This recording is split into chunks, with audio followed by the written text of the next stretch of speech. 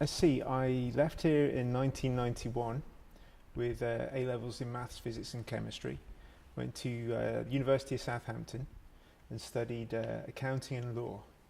And then studied as a chartered accountant when I was employed with Pirelli Tyres, and spent some time in Italy, learnt the Italian language. When I qualified as a chartered accountant, they sent me to the USA, to South Carolina, just for a couple of years. I ended up staying there for 20 years, and I'm still there today, and have been very fortunate to live in South Carolina, Connecticut, California, Georgia, and now Alabama. I was originally at a state school, and moving to Merchant Taylors with the entrance exam, it was clear that there were expectations, that this was a more competitive natured place, and people held you to those expectations. I was able to read out to the boys one of my report cards in lower sixth, which was pretty cruel, pretty damning almost, but it was exactly the kind of tough love, honesty and encouragement that I needed. I did get into trouble for that report card, but I remember using it, and I worked really hard and was able to get some good qualifications. And that wouldn't have happened outside of this kind of environment. That would not have happened in the same way. But I did love this school, the tradition here and the expectation. It does sink into you, and you don't want to let yourself down, and you kind of don't want to let your school down as well. No, I'm very thrilled to come back and to see how it is, and it's improved significantly, the amount of extra buildings that just weren't there before. Yeah, it's nice to come back. It's nice to come back. One thing I will say is that when I was here, this was normal. Now that I've left and I've seen how other countries and other places handle things, this is not normal. Not everybody gets this. When I was with the CCF and we went off to climb the mountains of North Africa, not everybody gets that opportunity, and it was very impactful on me, that at a very formative time. No, the opportunities that I was given here and the ones that I took now, I can see in retrospect, were worth so much to me. Not everybody gets that in this life. So I'm very thankful to have been here.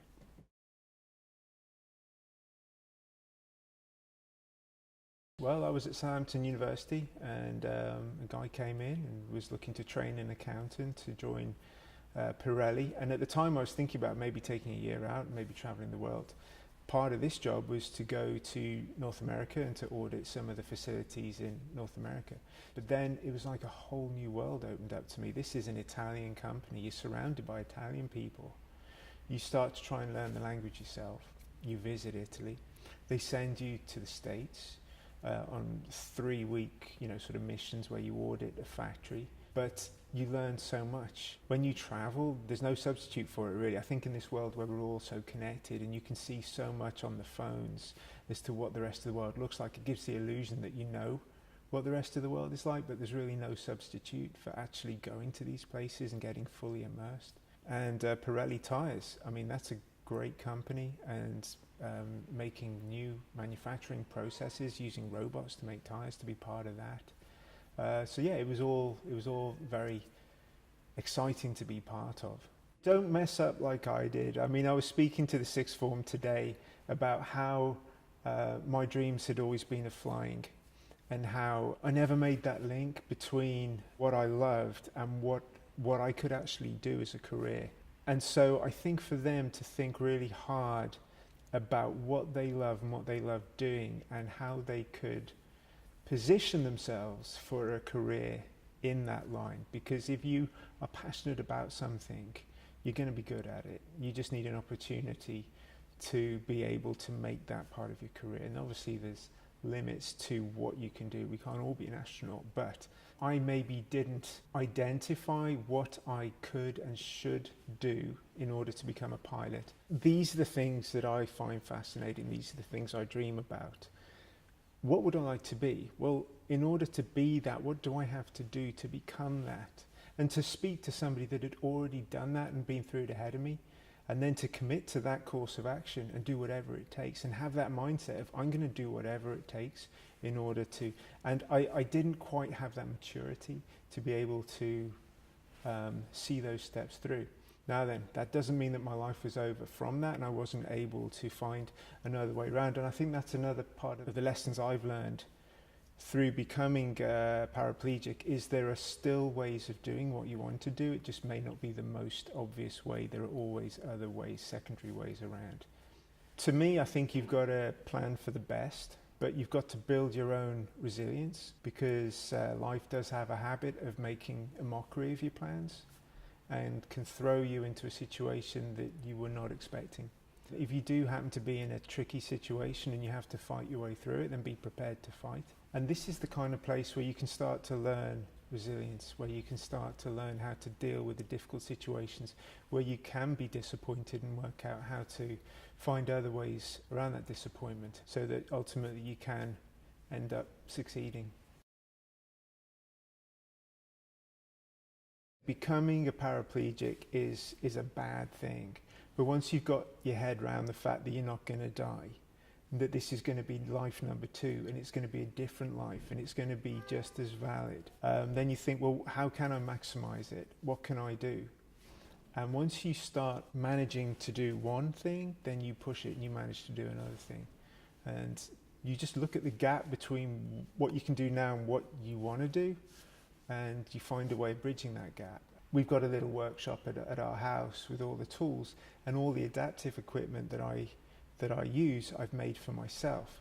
And I go to Home Depot, which is like B&Q, and I go to the plumbing department and I raid it, and I can make hand controls for the vehicles, hand control for the helicopter, and for the hand cycle, and that's very rewarding as well. And then to show other people as well that don't have these things. To be able to regain my pilot's license was a real challenge, but once I'd achieved it, and somebody said, hey, do you want to come for a flight in a helicopter? And then he let me fly the helicopter, and we put my feet on the pedals, and he said, turn to the left, turn to the right. After an hour, he said, look, if I didn't know you had a problem, I wouldn't know. If you want to learn to fly, I will teach you. And so he said, okay, let's do this. I need a few modifications to keep my knees away from the control column. But once you realize that, you know what, I might be able to do this, then you see it through all the way to the end. And so being able to take children that are in wheelchairs, that have barely started to live, and they are now restricted to a wheelchair, stuck on the ground, to be able to put them in a helicopter with you and my wheelchair strapped to the side, and to take them flying, which is the most liberating of things, especially in America, where they don't really mind how high or low you fly, and you can go flying over rivers and fields. It's great to see the smiles on these kids' face. I really get a kick out of it. And if I can do anything to give back, because so many people came to my side when I needed it the most and when I was helpless, to be able to give something, or just to pay it forward, because I can't help really the people that helped me at the time, but I can help newly injured people. So I like to go to the spinal cord injury hospital and sit with the newly injured people, and basically tell them, it'll be different, but it'll be fine, it'll be good.